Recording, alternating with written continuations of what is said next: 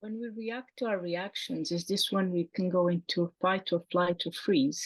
Always. Yeah. That's the way it That manifests. is where we're kind of locked and not able to respond. Yeah. Yeah. And we're always in all three. When the reaction's triggered, we're in all three, but one behavior will dominate.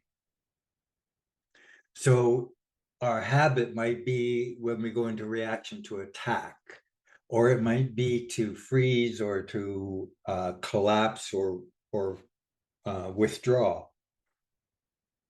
So we'll tend to go to that, excuse me, that default. But underneath, let's say our behavior is to collapse and sort of flee. Underneath that will be an aggression of rage. So you try to work with a person who's in a state of collapse, and very quickly you will hit where they are in a state of rage and will not give up their behavior, or that's where they have to struggle. And the reverse is true. Like you see a lot of people who are like on the outside very angry, and then you start to engage them and you recognize that it's covering up a helplessness and a fear, a collapse. A lot of the work of somatic work is when the body is in either attack or flight. That's a good thing. Like you've got something there to work with.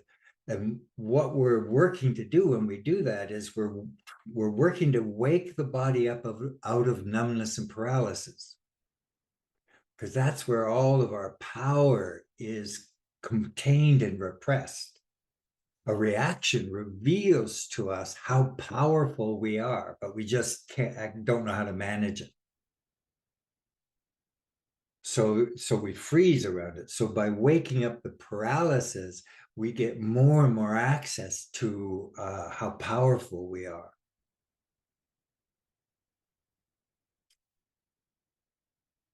But as that happens, we can't use the power to do harm. We can't use the power to do violence. When we bring ourselves into disciplining our reaction, then we are unable to act in violence against ourselves or against another, because the body is hyper aware of the consequence.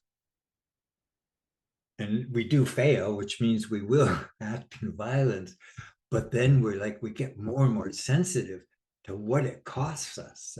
And the body just wakes up like it's not worth it.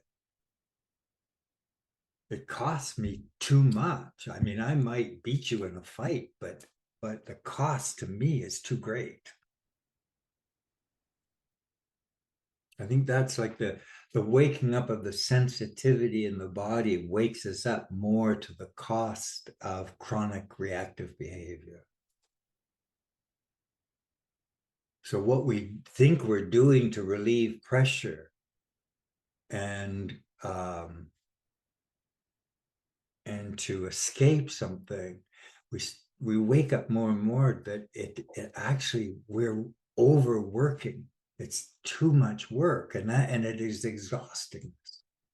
And the body increasingly will just be like, no, I won't do it. I can't do it. I refuse. And so the mind and the ego has to bow. The body's sort of like, you're on your own there. If you want to go there, I'm not going with you.